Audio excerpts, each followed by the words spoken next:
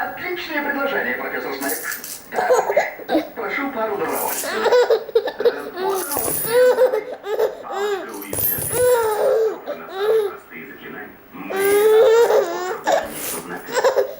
Мы можно предложить кого-нибудь с моего факультета.